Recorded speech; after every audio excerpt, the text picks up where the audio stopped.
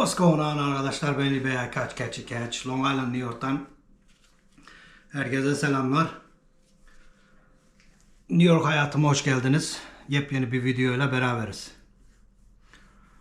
Gördüğünüz gibi önceden dediğim gibi sakallar gitti. Gelir. Kökü bende. Sağlık olsun. Çünkü askeri görevdeyim. Bir aylığına eğitim veriyorum.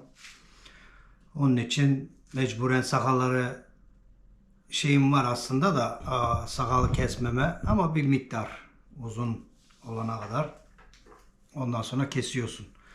Bugünkü videomda bazı abonelerimiz demiş ki ya kendini tanıt. Onu yapacağım. Bakalım kaç dakika sürecek. Video kısa olabilir ama kendimi tanıtacağım. Kısa bir şekilde. İnşallah 5-6 dakika sıkılmazsınız. Beğenirsiniz. Yorumlarınızı beklerim. Tavsiyelerinizi beklerim. Abone değilseniz abone olun. Onu beklerim. Hadi başlayalım. Ben dediğim gibi benim adım İlbey Erkaç. Long Island, New York'ta yaşamaktayım. Amerika, ABD. Buraya 80'lerin çocuğuyum. 82'de Yozgat merkezde doğdum. Tabi bana söylenenler annem tarafından. Yozgat merkezde doğmuşum. Halamın evinde, annemin halasının evinde. O zamanlar annemin anlattığına göre babam Almanya'daydı. Babam aslında Türkiye'de askeri okuldan terk 80'lerde. Ondan sonra işte o zamanlarda Almanya'ya gidiyor. Annemle evlendikten sonra 82'de de işte Almanya'dayken ben doğuyorum. Merkezde, Yozgat merkezde, apartmanda. Halamgil'in apartmanda. Sokağa çıkma yasağı varmış o zamanlar. Rahmetli eniştem, halamın kocası izin alıp ebe getiriyor evde. Ben doğuyorum. Sonra biliyorsunuz bizim eski atalarımız, dedelerimiz onlar ne derse o oluyormuş. Oluyordu daha doğrusu öyle söyleyeyim. Benim kütüğü bir de nüfusu yazdırmışlar. Kızıllıköy'ü, Alaca, Çorum. Nüfusa da öyle yazıyordu. Kızıllıköy'ü, Alaca, Çorum diye doğum yeri. Ama aslen Yozgat'ta doğmayım. Çünkü bizim sülalenin annemin anne tarafı Yozgat'a dayanıyor. Akbaylardan. Çok bilinen bir aile. Annemin baba tarafı da işte Alaca. Alaca'nın ilk kurucularından Necati Koçak. Babamın tarafı da Kızıllı. Aslen söylediğine göre babamın Kars, Erzurum taraflarından göç. Ta eskilerden gelip Alaca'ya, Kızıllıköy'üne yerleşmişler. Onlar da bilinmiş yani ailelerden. Ama işte sülalemiz %75 Alaca, Çorum diyelim. %25'i de bakıyor, Yozgat. Yozgat'a çok gittim küçükken. Ama Alaca'da büyüdüm. Okula Alaca'da gittim. Anaokuluna gittim Alaca'da o zamanlar. Anaokulu. Dumlupınar'da. Dumlupınar İlköğretim Okulu şimdi. Eskiden öyle değildi. Sonradan değiştirdiler. Ondan sonra Cumhuriyet İlkokulu'na gittim. İlköğretim Okulu'na gittim. Günhan Mahallesi'nde. Sınıf 1-2'yi Cumhuriyet'e gittim. Ondan sonra Dumlupınar'a geçtim. Dumlupınar daha yakındı. Dumlupınar İlköğretim Okulu bizim eve. Oraya gittim. Ondan sonra işte babam kardeşim de 84'te de kardeşim doğdu. O da Yozgat'ta doğdu. Onun kütüğü de yazılı. Kızıllıköy Alaca'ya yazılı. O da Yozgat'ta Devlet Hastanesi'nde 84'te. Babam işte bu 85-86 senelerinde Amerika'ya geliyor. Çalışma izni vizesiyle. Çünkü rahmetli dedemin babamın babasının mobil istasyonu vardı. Mobilya benzinliği vardı. Ondan alaraktan Amerika'ya geliyor 85'lerde. Babam 85'ten belli burada. Ondan sonra babam işte buraya geldiğinde yeşil kartını alıyor burada. Yeşil kartından sonra bizi getirmeye çalışıyor. Ben ortaokul 2'ye kadar Türkiye'de okudum. Alaca'da. Alaca'da güreş takımındaydım. Dumlupınar güreş takımında. Yağlı güreşleri yaptık. 3. olduk zamanında. Voleybol takımındaydım Dumlupınar. Kardeşim Volkan burada. O da bilir. O da benim takımdaydı. Ondan sonra işte 95'te şey geliyor bize, izin kağıdı geliyor.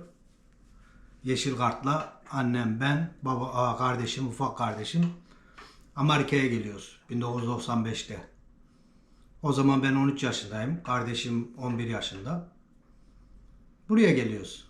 Geldiğim zamanlar tabii bizde ortaokulda İngilizce ders alıyorduk ama öyle ahım şahım bir İngilizce dersi değildi. Öğrettikleri it's a book, it's a dog diye bir şey öğretiyorlar. Onu da anlamıyorduk zaten. Bilmiyorduk. Hiç o zamanlar umurumuzda değildi. Küçükken ben orada işte Türkiye'deyken hep kuş cücük. Rahmetli dedem bana kümes yaptıydı. Tavuğum vardı, cücüğüm vardı. Ördeğim vardı. Hindimiz vardı. Kuşlarla uğraşıyorduk işte. Köye giderdim. Her hafta sonu Kızıllı köyündeydim ben.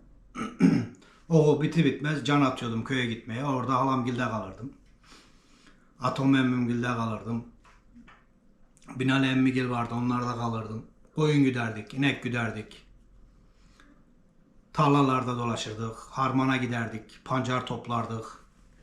Çok pancar topladığımı hatırlarım zamanında.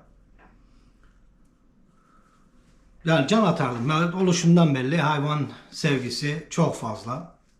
Çatılara girdiğimi hatırlarım, bayat. Biz bayat derdik Alaca'da. Yabani kuşlara, güvercinlere. Bayat kuş yakalardık. Yumurta toplardık. Ufaktık. Anamdan da bir ton taza dayak yerdim. Üstümüz batardı, şeyimiz batardı. Babam biliyorsunuz, babam buradaydı o zaman.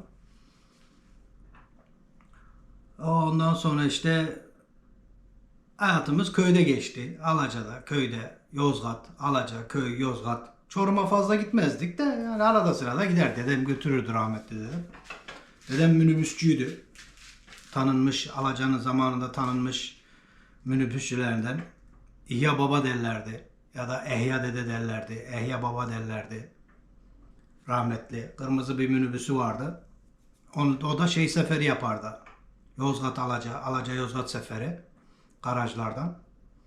Onun yanında çok gittim. Hatırlıyorum. Köylerden koyun getirdim minibüsle.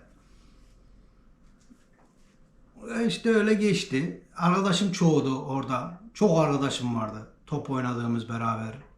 Bir sürü arkadaş çoktu o zamanlar. Buraya geldim 95'te bir kültürel komaya girdim burada. Dil koması, kültürel koması. 3 ay ağlamışlığımı bilirim gitmek için, geri dönmek için. Ama burası Türkiye gibi değil. Dışarı çıkıp gezemiyorsun, yakın yerlerin yok, arkadaşın hiç yok, İngilizce bilmiyorsun. Ama işte bir ay bir yerde kaldık. Orada o zamanlar dayım da bizde kalıyordu. Halamın oğlu. Bir de babamın emmisinin oğlu. Gittik. Bir ay sonra taşındık. Büyük bir eve taşındık. Okula başladım. Bir sınıf geriden başladım. Orta 2'de geldiydim buraya. Gelecek sene okulların kapanma zamanında geldiğim için, geç geldiğimiz için Orta 2'yi bir daha okudum. Vallahi zor oldu alışması. Öyle böyle değil. Burada okula giderdim. İngilizce yok. Tabii gittiğimiz okul genellikle en çok İspanyol vardı okulda. Gittiğimiz okulda. Zenci de çoktu. Beyaz azdı. O zamanlar. Şimdi kaldığım yerin okuluna gittim.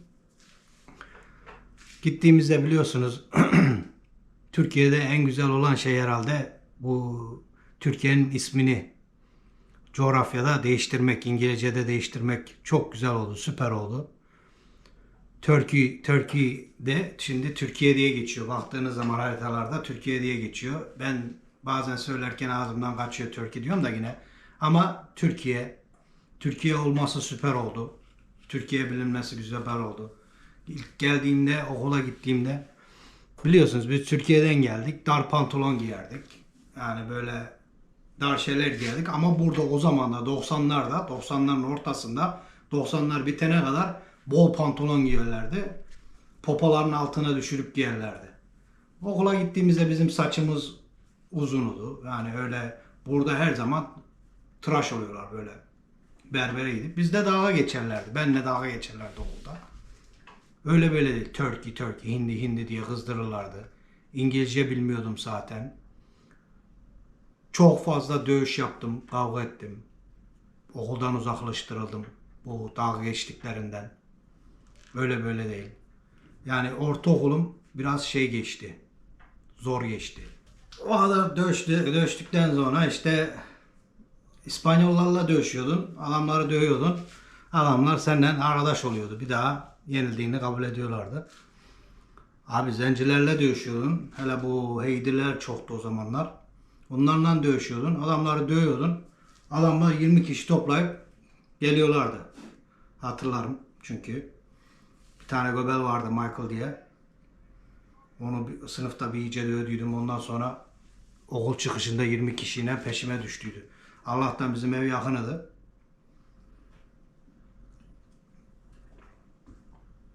Öylece ortaokulumuz geçti. Ortaokul son zamanlarında da yine taşındık başka bir yere.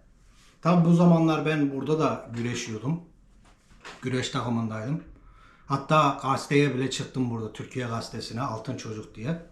Eskiden 90 kaçtı? 7 olması lazım. Bakalım resmini bulursam hemen şuraya koyu veririm. Eğer bulabilirsem resmini. Çıktıydım gazeteye. Üçüncülüğüm var. İkinciliğim var. En hızlı tuş yapmam var. 6 saniye.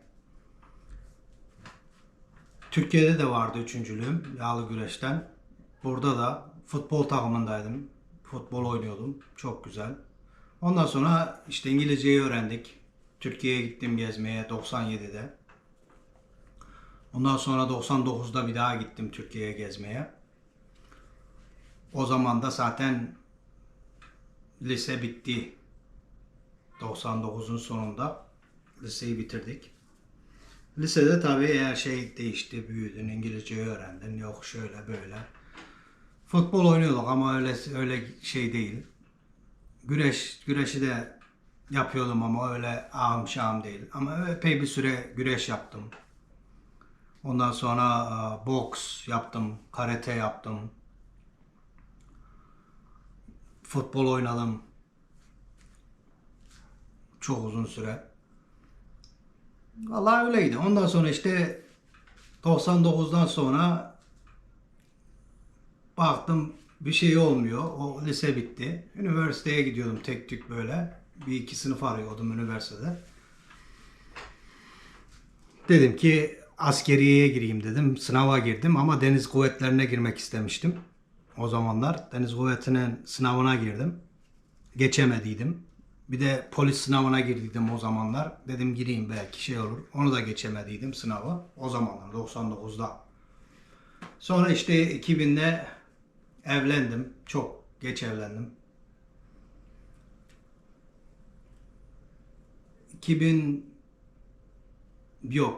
2001'de evlendim.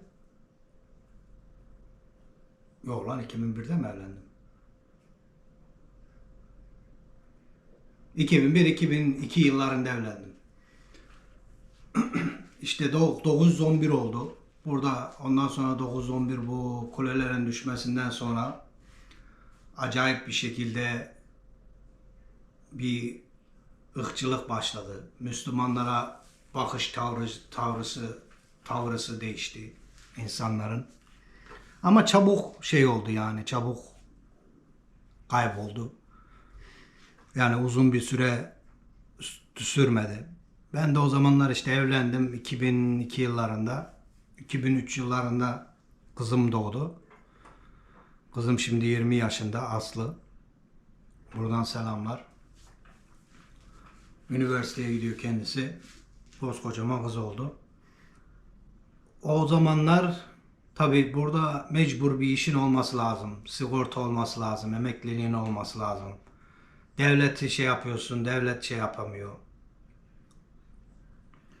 O kliniğe git, bu kliniğe git. Hep böyle aşağıdan olan klinikler. Özel doktora gidemiyorsun. Burada da işte dondurmacılık yapıyorum. Türk'üm yanında. Dondurma yerinde çalışıyordum. O zamanlar. Tabii burada çalışmadığım yer kalmadı. Alışveriş merkezinde çalıştım. Başka bir alışveriş merkezinde çalıştım. Bebek dükkanında çalıştım. Ondan sonra istasyonda benzin pompa bastım. Sonra bir berberlik şeyimi aldım, diplomamı aldım, berberlik yaptım. Yani berberim de, saç da kesebiliyorum ben. Ondan sonra işte Yasin'im bilir, Yeşilbaş. Onunla gittik berberlik okuluna Alaca'dan. Ondan sonra benim halaoğlu var. Mehmet abi, selamlar. Onunla da benzin bastık beraber. Yasin Tufan, bilmiyorum seyrediyor mu, kanalıma abone mi değil mi, ama onunla pompa bastık. Benzin istasyonunda beraber. Çoktu yani. Ondan sonra işte tak etti. Dedim ki böyle olmayacak. Ya başım belaya girecek burada. Arkadaşlarını iyi seçemiyor. Yamuk çıkıyorlar. Yok bilmem ne. Para az yapıyorsun. Dedim ki ben askeriye gireceğim. Asker olacağım. Tabii 99'da Deniz Kuvvetleri'nin sınavına girdiydim. Kazanamadıydım. Annemgilin haberi yoktu. Babamın da haberi yoktu girdiğimde. O zaman girdim, sınavı aldım. Kazanamadıydım. Kazanamadım. Bir şey de demediydim zaten. Bizimkilerden habersiz. Ondan sonra bizimkilere dedim böyle böyle ben askere gideceğim dedim. Deniz kuvvetlerine gireceğim dedim. Annem hiç razı olmadı. Ne yapacağını dedi, işte şöyle de dedi, böyle de dedi. Biliyorsun dedi, çok şey oluyorlar dedi. Korkuyorum dedi, gitme dedi, bilmem ne dedi. Vallahi dedim ben gideceğim ana.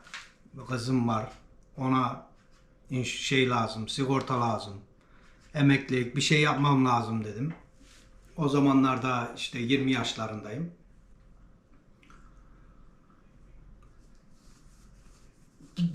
Babama dedim. Babam da razı olmadı. Sonra işte razı ikna ettim. Ondan sonra dedi ki oğlum ne deniz kuvvetinde ne işin var? Giriyorum madem dedi. Kara kuvvetlerine git dedi. Kara kuvvetlerine ikna ettim işte bir şekilde annemle babamı. Girdim kara kuvvetlerinin sınavına girdim. Sınavı geçtim. Kızım o zamanlar kaç yaşındaydı? Yeni doğduydu girdiğimde. Evlendikten sonra yeni doğduydu. 2-3 aylıktı. İşte ondan sonra da 5 ay sonra Acemi Birliği'ne gittim. 2003'te tam Eylül ayında. Acemi Birliği'ne gittim. Burada Missouri'de. Acemi Birliği'nde. Tabii New York'tan geliyor. New Yorklu insanları başka eyaletlerde fazla sevmezler. Kendini beğenmiş diye. Gittim işte Acemi Birliği'ne gittim. Orada yaptım. Missouri'de 10 hafta Acemi Birliği yaptım. 10 haftadan sonra da iş eğitimi vardı. Burada iş eğitimi de alıyorsun seçtiğin mesleğe göre. Benim seçtiğim meslekte şeydi o zamanlar açık olan, yer olan ulaştırma. Ondan sonra da Missouri'deydi onun yeri de. Missouri'de Acemi Birliği'ni bitirdim. İş şeyine gittim. 10 haftada ona gittim. İş ve şeyini yaptım. Ondan sonra görev yerleri geldi. Almanya'ya çok gitmek istiyordum. Niye diyeceksiniz? Almanya'da akraba çok. O zamanlar. Yine çok. İngiltere'de oradaydı. Görmek istiyordum. Ama görev yeri Almanya'yı vermediler. Benim şansıma Colorado çıktı. Colorado'nun şarjı bitti. Şarjını değiştirdim. Dediğim gibi Colorado'ya çıktı görev yerim. Colorado'nun nerede olduğunu bilmiyordum. Bana dediler ay kaç Colorado'ya gidiyorsun. Erim o zamanlar tabi. Dedi ki ya dedim Colorado neresi ya? Öyle böyle yani bilmiyorum etmiyorum hiç. Görmedim, duymadım. Dedi Texas'ın üstü. Dedim Allah yaşadık. Demek ki sıcak yer, güzel yer olacak. Texas'ın üstüyse. İşte Ocak aylarında eve geldim izine. 4 hafta iznim vardı. 4 hafta iznimi yaptıktan sonra görev yerine gittim Colorado'ya. Burada tabii acayip bir soğuk var, kar var New York'ta. Oraya gittim uçaktan indim. Güllük, gülistanlık, güneş. Kaç o zaman hatırlıyorum 78 Fahrenheit'tı. Ben ceketle gittim, ceketi çıkarttım, terliyorum sıcacık. Dağlar, ağaçlar her taraf güzel böyle bir yer. Ondan sonra işte görev yerime gittim gittiğim zaman ertesi gün kalktık şey yapacağız. Spor yapacağız. Spora kaldırdılar. Abi bir kalktım yerde 4 feet kar var. Ondan sonra öğrendim demek ki Colorado o kadar sıcak bir yer değilmiş. Amerika'nın en soğuk yerlerinden bir yeri. Rocky Mountain'ların tam aşağısı. Ama güzel bir yerdi. İşte 4 sene görev yerim orasıydı. O 4 senede 3 defa Irak'a gittim. 2003, yok pardon 2004, 2005, 2006'da. Irak'a gittim. Özel kuvvetlilerdeydim. Tercüman olarak daha çok istihbaratta, özel kuvvetlerin istihbaratı ve tercümanlığı olarak çalıştım. Ulaştırmadan daha çok. Ondan sonra işte özel kuvvetlere bölüğündeydim. Daha doğrusu Tugay'ında söyleyeyim. Bölüğündeydim. Özel kuvvetler bölüğündeydim. Özel kuvvetlere girecektim. Yeşil bereli. Ben bordo mereliydim. Paraşütçü. Aynı zamanda işte yeşil bere olmak istiyordum. İşte tam bu 4 sene anlaşmam bitmeye geldi. Az kaldı. Bir tane bizim o zamanlar teğmen vardı. Teğmenle anlaşamadık. Beyaz bir adam. Dedim ben en iyisi dedim çocukluk hayalimdeki olan şeyi yapayım. Geleyim burada dedektif olayım New York'ta. İşte NYPD'de filmlerden gördüğün. Sınavına girdim. Polislik sınavına geçtim. Aradılar. Tamam dedim ben askerliğim var bitiyor. 2007'de Eylül'de düz askerliğim bitti. 4 seneyi bitirdim. Ondan sonra New York'a geldim. Pılım pırtımı topladım. New York'a geldim. Ondan sonra dediler ki yedeklere girmek ister misin? Ben de yani emekliliğimi aldığım sağlık şeylerini öldürmemek için tamam dedim yedeklere gireyim dedim. Yedeklere girdim. Yani o gün bugündür yedeklerdeyim. 16 senedir askeri yedek. Rütbem astsubay, kıdemli üst çavuş. Amacım bir 5-6 sene daha 20 seneyi tamamladım askeriye de. 4 sene düz askerlik yaptım. Ondan sonra 16 sene de yedeklerde yaptım. Dediğim gibi rütbem astsubay, kıdemli üst çavuş. Amacım Amerika'da ilk Türk, herhalde rütbe bakımında ilk Türk benim. Koldan rütbe astsubay olarak. Ama var tanıdığım şeyler var, Türkler var. Ama benim kadar olan daha görmedim. Hava kuvvetlerinde vardı, Irak'ta tanıştım. Onun da az senesi vardı benden. Herhalde 1-2 sene az senesi vardı benden. Başka biri daha vardı New Jersey'den, yedeklerden. Onun da herhalde 1-2 sene benden az vardı. Yani askeriyede yüksek Türk olan birini de daha görmedim, duymadım. Amacım koldan astsubay kıdemli başçavuş olmak. En son rütbe. Onu yapmak. Bu ay işte 20 seneyi doldurdum. Emekli olmak istesem olabiliyorum yedeklerden. Sonra 2007'de Eylül'de geldim eve. Düz askeri görevden. Çıkabilirdim, çıkmak istemedim. İyi ki de çıkmamışım. Yani süper oldu. Yedeklerde gidiyorsun, ayda 2 gün. Ondan sonra senede 2 hafta işte eğitim şeyim var. Şimdi ben onu yapıyorum. Daha doğrusu 4 hafta yapıyorum 2 haftalığına göre. Toplam 30 gün yapabiliyorsun. Daha çok yapmak istiyorsan yapabiliyorsun. Paranı veriyorlar. Her rütbe aldıkça da maaşın artıyor. Yani çok güzel bir şey. Yani bilmiyorum siz ne diyeceğiniz ama ben dediğim gibi ben 13 yaşından belli buradayım. Amerika'dayım. Amerikan vatandaşıyım. Türk Amerikalıyım. Elhamdülillah Müslümanım. Vallahi gururla Türk olarak Amerika'da gururla bir şeyler yapmaya çalışıyorum.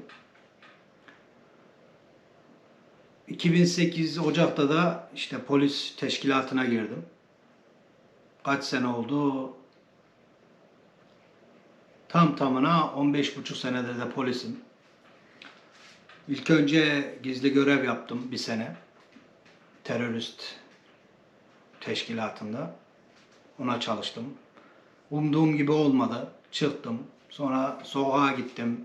Sokakta ayakta 2 sene ayak görevi. Yani yürüyerek Harlem sokaklarında, apartmanlarında görev yaptım. Sonra sivil, en son işte kaza yapmadan önce sivil yapıyordum. Sivil polisidim. Çok tutuklamam var. Ödüllerim çok Allah'a şükür. Yani övünmesiyle değil de yani çok şey yaptım. Ondan sonra tayinim işte bu sakatlandığımda akademiye gitti. Düştü. Akademiye gittim. 1,5 sene oradaydım. Geçici tayin. Ondan sonra geri gönderdiler beni Harlem'a. Harlem'da da masa arkası yapıyordum. Bir sene olmadı. Sonra yaptığım işi sevdikleri için beni geri akademiye yaptılar. Şimdi de akademideyim. Vallahi Allah'a şükür ne diyeyim. 4 tane çocuğum var. 3 oğlan bir kız. Kızım en büyüğü. Maşallah var. Oğlum var. Tosun gibi ilk evliliğimden. 2 tane bir kızım, bir oğlum ilk evliliğinden. 2 oğlum da ikinci evliliğimden. Vallahi ne diyeyim. Allah yazdıysa bulsun. Ne ektiysen onu biçiyorsun. Yani öyle. Bu da işte hobi olarak başladığım bir şey. Hobi olarak yapmak istediğim bir şey. Amerika'da biz burada gösteririm. Askeri fotoğrafı sağ tarafa koyarım. Polis fotoğrafını da askeri fotoğrafımı şurada hemen sol tarafımda. Polis fotoğrafımı da hemen şurada sağ tarafa koyuveririm. Görürsünüz. Vallahi ne diyeyim, çok zor zamanlar geçirdik. Babam senelerdir burada kamyoncu, uzun yol kamyon şoförü. Sonra işte bir aralar 90'larda sonlarında 4 tane istasyonu vardı kirala. Yani burada satın alman için çok paran olması lazım ama kiralık, lease diyorlar böyle. Kiralıyorsun 20 senelik, 15 senelik. 4 tane vardı. İşte ondan sonra bir şeyler oldu. Kaybetti onu. İyiydi işleri. Ortağıyla birlikte. Sonra geri kamyona döndü. Yani o gün bugündür onunla uğraşıyor. Uzun kamyon. Anam zaten ev hanımı. Onunla uğraşıyor. Biz de işte kardeşim de şeyden emekli. Erken emekli oldu polis teşkilatından. Allah'a şükür geçiniyoruz. Yani çok zor zamanlar yaşadık Amerika'da. Kolay değil. Gelenlere tavsiye eder miyim? Ederim. Ama geleceksen legal yollardan gel derim. Gerçi bu şeylerde kaçak da geliyorlar da çok kaçak gelen de var ama yani gelirsen zorluk çekeceksin. İlk başta mecbur bir iş bulman lazım. İş bulması o kadar kolay değil. Dediğim gibi biz çalıştık. Alnımızın teriyle, tırnaklarımızla, ehliyetimiz olsun, işimiz olsun, arabamız olsun. Hepsini yaptık. Çok zorluklar çektik biliyorum. Gördüm. Babam olsun, ailecek olsun, manevi olarak.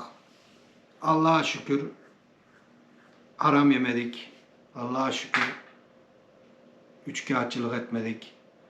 Çalmadık, çırpmadık. Bu zamanlara geldik. Ama çok zorluklar da çektik yani. Yaptık. Ailemin evi var. Kardeşimin, benim. Geçinip gidiyoruz şimdilik. Bu da hobi olarak. İnşallah seversiniz. Yani şey yaptık öyle geldiğin zaman dediğim gibi ilk önce bir iş bulman lazım. Cebinde bir miktar para olması lazım. En azından neye bakarsan 2 aylık bir paran olması lazım burada geçinmek için. Belki oradan burası kolay görünüyordur ama kolay değil. Ondan sonra iş buldun, mecbur araba lazım. Seni işe götürecek, getirecek adam lazım. Buraya geldiğin zaman yani böyle kağıtların yoksa, çalışma iznin yoksa, emeklilik numaran yoksa nereden baksan 10 saat, 6-7 gün 10 saat çalışacağım en az. En fazla 16 saat çalıştıranları biliyorum, görüyorum. Burada hala var. Yani kaçak hala 22 senedir, 23 senedir, 20 senedir kaçak olan adamlar var biliyorum. Hala Türk olsun, İspanyol olsun, başka ırktan olsun. Çok insan var. Yani rahat şey olursa mecbur dediğim gibi geçinecek bir 2 ay en az 2 ay geçinecek paran olması lazım. Kalacak yerin olması lazım. Araba mecbur burada. Yani eğer şehirde değilsen, New York City, Manhattan taraflarında değilsen, gidip gelemeyeceğin, bisiklet süremeyeceğin bir yer değilse mecbur araba lazım. Zor ilk başta ama rahat oturduğun zaman da rahat. Emekliliğin olduğu zaman, sigortan olduğu zaman öyle. Ondan sonra işte bu videolara çok eskiden başladıydım aslında ama öyle pek üstünde durmadım. Sonra işte bu korona yapmacık diyorum ben de. Zamanlarında işte bu Orhun kardeşimi seyretmeye başladıydım. İlkay kardeşim başka kanallarda seyretmeye başladım. Dedim ben de yapayım. İşte Şubat veya Mart zamanlarında yine başladım. Video koymaya başladım. Bu sene, geçen sene Türkiye'ye gittiğimde en son Türkiye'ye 99'da gittiydim. Geçen seneden önce. Ondan sonra 22 sene sonra gittim Türkiye'ye. Tabii kendi sebeplerim var. Ondan işte en son 22'de gittiğimde yaz ayında Orhun'un yanına gittim, konuştum, şey yaptım. Çok çok teşekkürler buradan hepsine. Ne kadar teşekkür etsem azdır. Daha sonra Orhun'un yanına gittikten sonra işte geldim. Bu sene Mart aylarında falan dedim ki ben de yapayım dedim. Ne olacak? Benim de hayvanlarım var. İşte tavuk, kuş, köpek bilmem ne. Yapmaya başladım. Bu sene Orhun kardeşim yanına gittiğinde ona söyledim böyle böyle. Kanalım var işte şöyle. O da kanalına koydu sağ olsun. Yani çok buradan çok teşekkür ediyorum dediğim gibi. Siz Orhun kardeşimin kanalından gelen herkese de çok teşekkür ediyorum buradan. Sonra İlkay kardeşim yanına gittim. Amacım İlkay kardeşimi tanımak. Köpek almaktı ondan, kangal almaktı. Onun köpeklerini çok seviyorum. Oydu amacım aslında. Ama olmadı. Nasip değilmiş. Bir dahaki sefere. Burada bir tane var kangalım gördüğünüz gibi videolarda. Bir tane de veya 2 tane de oradan getirmekti. Olmadı. 3 hafta gittik. İlkay kardeşime de buradan çok teşekkürler. Recep kardeşime, İlkay kardeşime, Dağda Yaşam kanalından gelen bütün arkadaşlarıma, abonelerime çok sağ olun. Yani onlar sayesinde buraya ulaştım. Yani bu abone sayesine ulaştım. İnşallah daha büyür. Şimdi bakıyorum YouTube'da Dedim ki herhalde benim dedim Türkiye'den takip eden çok olur dedim. Şimdi bakıyorum Amerika'dan takip eden, Türkiye'den takip eden daha çok. %50 diyor. 50 mi diyor? Dur bakayım. Hemen açayım telefonu bakayım. Şurada hemen koyuyorum kenara. Kaç diyor burada? Hemen şuradan bakıvereyim kardeşim. Nasıl bakıyordum lan? Ha şöyle. Şuradan hemen bakıyorum abi. Audience. Seyreden kişiyi gösteriyor. Yüzdelerini de gösteriyor. Ondan sonra seyredilen yer diyor. Aha bak daha azmış dediğimden. Bilmiyorum görebiliyorsunuz mu? Şuradan. Amerika diyor %58.9. Türkiye diyor 18. Almanya 1.1. Azerbaycan vardı. Azerbaycan da yok artık. O da gitmiş. Vallahi ben Türkiye'de daha çok Türkçe yaptığım için videolara Türkiye'de daha çok seyreden olur dedim. Ama demek ki takip eden Amerika'da daha çok. Seyreden Türkiye'de daha çoktur kesin de. Ama takipçim Amerika'dan daha çok oldu. Hayret edilecek bir şey. Hadi Türkiye, mahcup etmeyin beni. Biraz daha alalım. Takipçi bekliyorum. Abone olmadıysanız abone olun lütfen. Beğenmeyi unutmayalım. Paylaşmayı unutmayalım. Hepinizi seviyorum. Herkese çok çok teşekkürler. Yani yeni takip eden, sonradan takip eden herkese, izleyen herkese. Ondan sonra dediğim gibi yakında hediyeler, ödüller vereceğim. İnşallah istediğim şeye abone sayısına ulaşabilirsem. İnşallah olur. İnşallah seversiniz bu videoyu. Dediğim gibi abone olan kardeşlerim benden istediler. Dediler ki kendini tanıt dediler. Ben de böyle. Eğer bir sorunuz varsa yorumlarda beklerim. Yani benim konuşmak isterseniz de Instagram'dan da takip edebilirsiniz. iCatch EYE şeydeki gibi CATCH Instagram'da. Orada takip edebilirsiniz. Mesela Kayserili bir kardeşim görüntülü konuşabilir miyiz dedi. Konuştum. Yani benim şeyim yok. Konuşmak isteyen her zaman da cevap veririm yani. Veremiyorsam bile geri sana mesajla dönerim, derim ki müsait değilim derim. Ben hiçbir zaman kimsenin şeyini yapmak istemem de yani. Kim olursa olsun. Bir dahaki videoda görüşmek üzere diyorum arkadaşlar. Hoşça kalın.